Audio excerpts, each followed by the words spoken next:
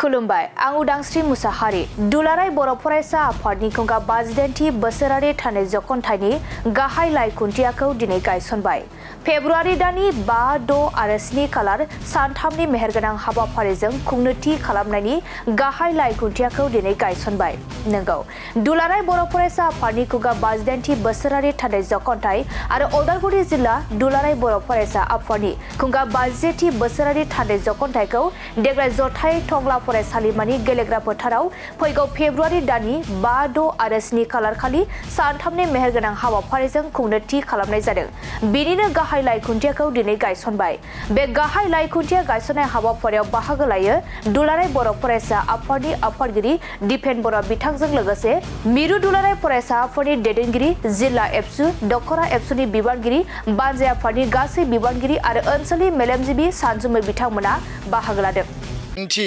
बोसोरारि थान्दै जख'नथाइ आरो बे बोसोरारि थान्दै जख'नथाइनि दिनै गाहाय खुन्थिया गायनाय खामानिखौ जों मावबाय आरो बेयाव जोङो मोनसे गोख्रों बानजाय आफाद दानानै लादों। टंला जे जोंनि कलेजनि प्लेग्राउन्ड दङ बेयाव खुंनो थाखाय जोंनि टंला कलेजनिनो आथिखालनि सासे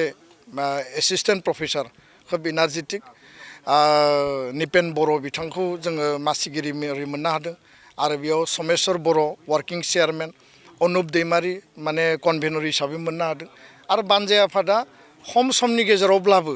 बिथांमोना खोब धैर्यहै गोख्रोङै खामानि मावगासिनो। मिजिंथिदों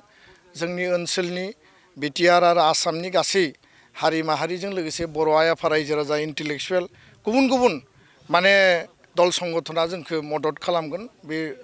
माने जुथुम्माखौ खुंफुंनायाव जाफुंनायाव। आरो दिनै जोङो दुलाराय बर' फरायसा आफादनि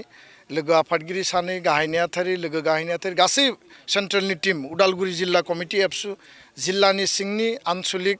आरो टंला आन्सलिक बयनिबो मदद लानानै जोङो बे हाबाफारिखौ मावफुंबाय। 5, 6, 7 सानथामनि फेब्रुआरि दाननि जि बे जुथुम्माया दान मोनसे दंबावो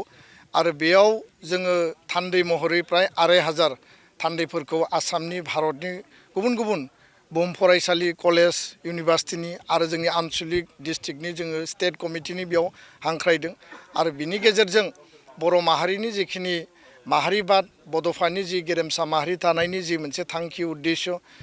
बर' गोजोन गोरोबथा बेखौ माने Akhare Akhare मावफुंनांगौ, letter and spirit, बे गासै बिथिंखौ लानानै थान्दै मेलाव सावरायनाय जागोन। खारन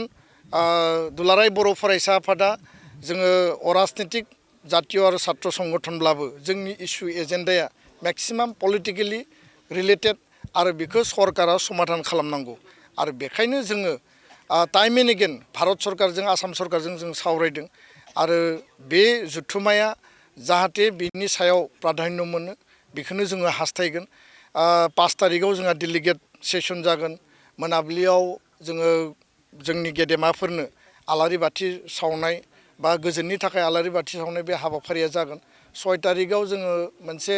नेशनेल लेभेल सेमिनार लादों आरो बे सेमिनारा गुन गोनां सोलोंथाइनि मावथांखि आरो कम्पिटिटिभ एग्जामाव जों माब्रैहाय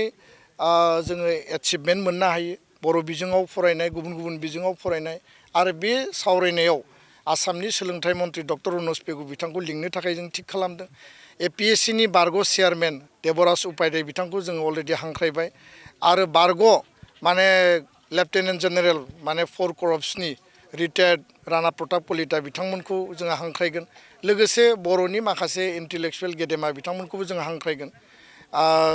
बेयाव प्राय 10,000नि बारा फरायसा फरायसुलिखौ जोङो बेयाव ज' खालामनो थाखाय जों थांखि मोनसे लादों। 7 तारिखआव अपेन सेसन जागोन आरो बे अपेन सेसनाव जोङो भारतनि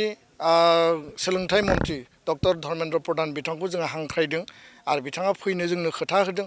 आरो बेजों लोगोसे आं दहाय बुंनाय बायदि जे बर' गोजोन गोरोबथानि मोनफ्रोमबो दफाखौ मावफुंनांगौ आरो बेनि आधाराव जिहेतु जोंहा सिमा बारायनांगौ दङ, 125 एमेन्डमेन्ट आर्टिकल 280 खौ मावफुंनांगौ, मर अट'नमि BTC BTRनि फाइनान्सियेल पावार, बर' कसारि काउन्सिलखौ पुर्नांग मर्यादा होनाय, ST हिल कार्बि आंलंनि बर' कसारिफोरनि जेंना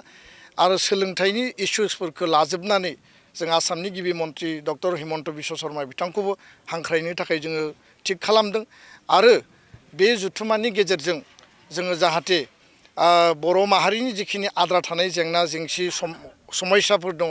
समाधाननि लामाखौ मोननो हायो बर' हारिनो जों मोनसे मेसेज होनो हायो आरो बे जथुम्मायाव जोंहा लिटारेरि कम्पिटिसन कालचारेल कम्पिटिसन काबादि आरो फुटबल गायदे हेलेना आरो माने सोमला बसुमतारिनि मुङाव जोङो बे कम्पिटिसनखौ जों खालामगोन लोगोसेनो एक्जिबिसन थागोन आरो बे एक्जिबिसना नायनो गोनां एक्जिबिसन कालचारेल रेलि जोङो हाबाफारि लादों बायदिसिना माने जोङो कालारफुल मोनसे इभेन्ट आरो जातीयताबादनि माहारिबादनि मोनसे नेरसोन हिसाबै जोङो गोथौ आरो गुवारै गासै बिथिंखौनो लांनायनि थाखाय जोङो सिन्था खालामदों बयबो जोंखौ मदद होथों आं बेखौनो खावलायबाय आरो बयबो लोब लोब बे